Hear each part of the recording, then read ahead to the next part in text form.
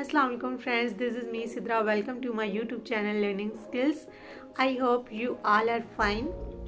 So friends, today we will discuss the very important, very interesting and very important topic, which topic is mental illness.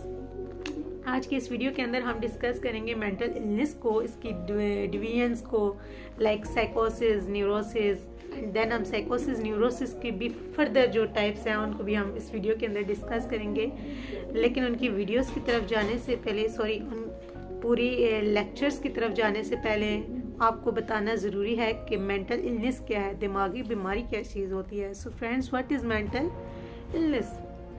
The conditions that affects on a person's thinking, behavior, feelings और mood, वो तमाम हालात जो कि इंसान की feelings पर असरअंदाज होते हैं, उसके रवैयों पर, उसके एहसासात पर असरअंदाज होते हैं, वो सब क्या है? दिमागी बीमारियाँ कहलाती हैं।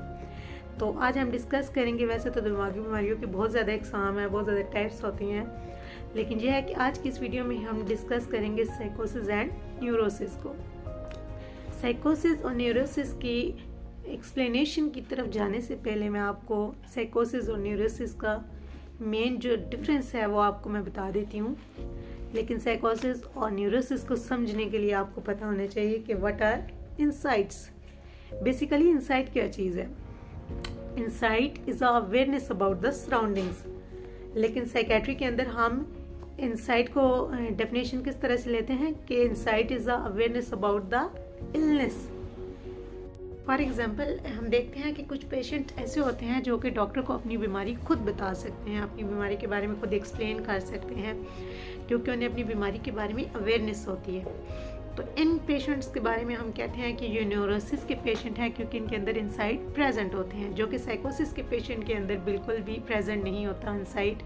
एक तो ये इनका मेन डिफरेंस है कि साइकोसिस का जो पेशेंट होता है उसे बिल्कुल भी अपनी इलनेस के बारे में, अपनी बीमारी के बारे में कोई अवेयरनेस नहीं होती, क्योंकि इसके अंदर इनसाइट प्रेजेंट ही नहीं होता कि जो उसे बता सके कि अपनी बीमारी के बारे में, ठीक है।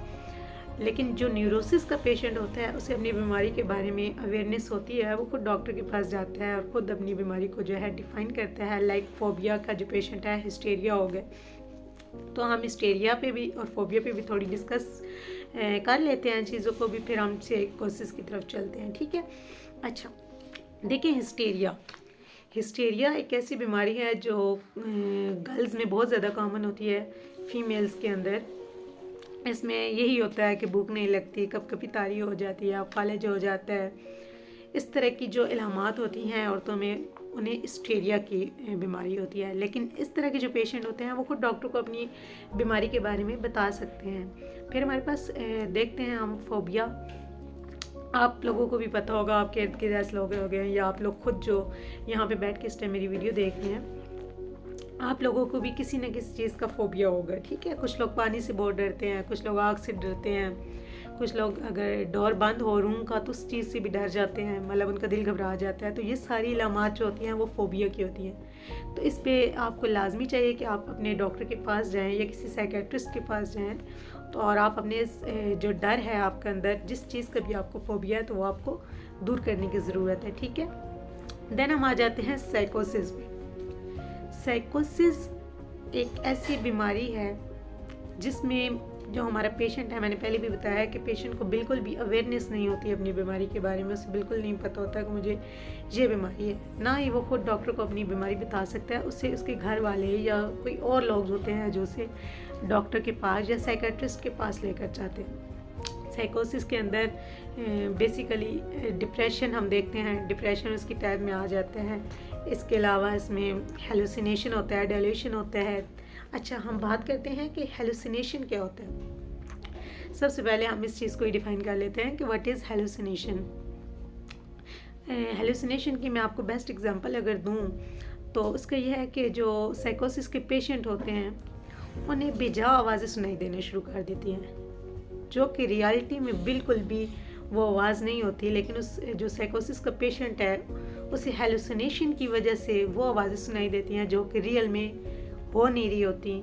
और बाकी वो किसी इंसान को भी नहीं सुनाई देती, लेकिन उसे ऐसा लगता है कि ये मुझे आवाज़ें आ रही हैं, ठीक है। या उसके अंदर अगर डाइल्यूशन पाया जाए कि रॉन्ग बिलीफ्स, ठीक है, जैसे हम वैसे इसे हम उसके साथ तो कंपेयर नहीं कर सके कि कुछ लोगों के बिलीव्स होते हैं कल्चरल या रिलीजियस बिलीफ भी होते हैं, ठीक है। लेकिन अगर हर बंदे को उस तरह तो देखा जाए तो हर बंदे को कोई ना कोई अपना रिलीजियस उसका बिलीफ होगा या उसका कल्चरल बिलीफ होगा, तो उसे हम साइकोटिक नहीं कह सकते, ठीक है।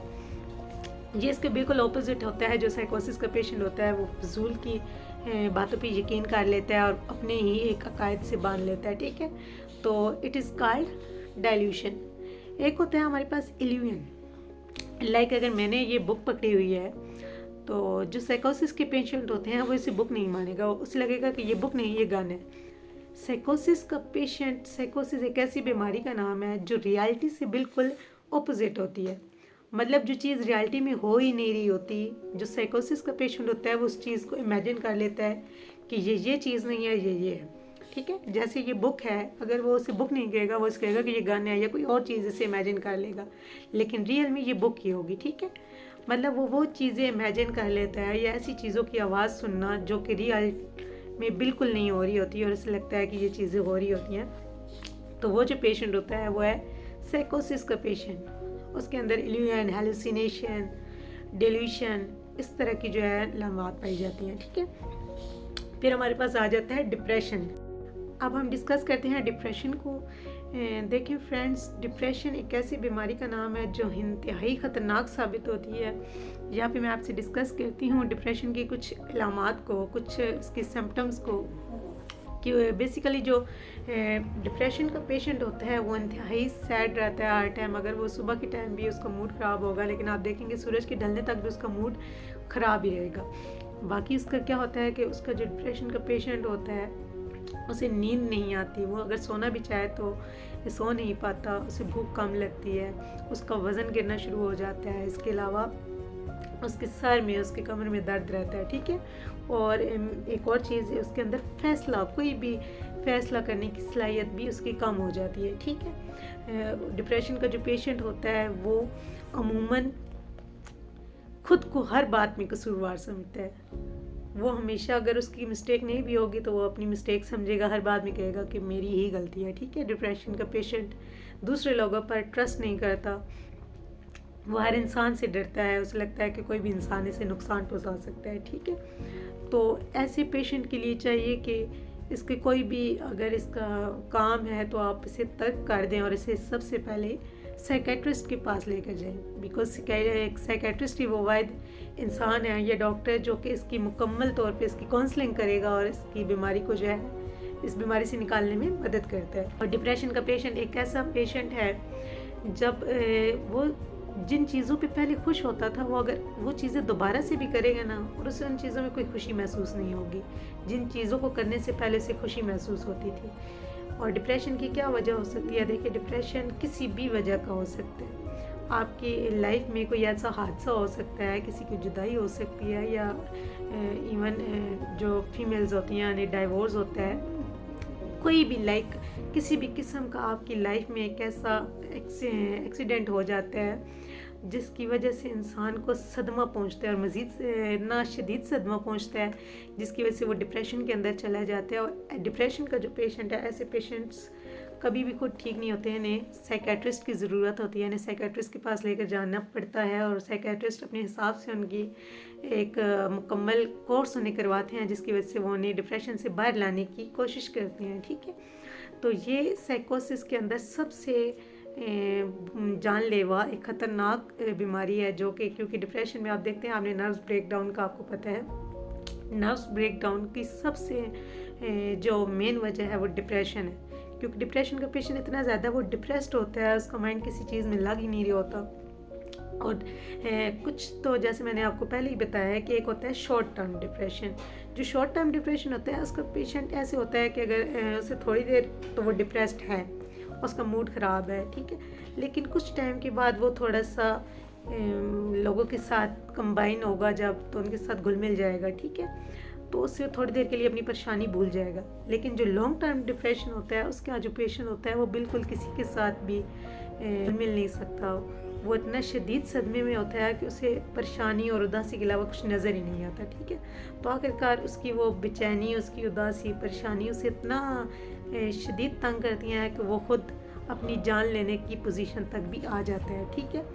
तो जो डिप्रेशन का पेशेंट है वो इसलिए बहुत ख़तरनाक समझा जाता है, लिहाजा इसके लिए हमें चाहिए कि अगर हम किसी के अंदर ये चीज़ देखते हैं, यहाँ आपके अल्लाह ना करे आपके अंदर भी अगर इस तरह की कोई चीज़ है, अगर आप डिप्रेशन में हैं तो कोशिश करें, खुश रहा करें और साइकेट्रिस्ट के पास, सबसे पहले आपको किसी डॉक्टर के पास या साइकेट्रिस्ट के पास जाएं, उसे प्रॉपर इलाज करवाना चाहिए ताकि डिप्रेशन लॉन्ग टर्म, आपका जो डिप्रेशन है वो लॉन्ग टर्म ना हो जाए, ठीक है।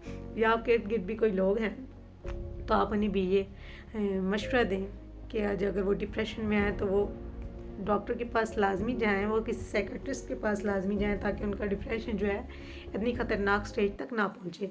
तो इसी के साथ आज की वीडियो थी हमारी इतनी ही। मिलते हैं आपसे एक नेक्स्ट वीडियो में, तब तक अपना बहुत सारा ख्याल रखिएगा। अगर वीडियो आपको अच्छी लगे लाइक और कमेंट कर दीजिएगा।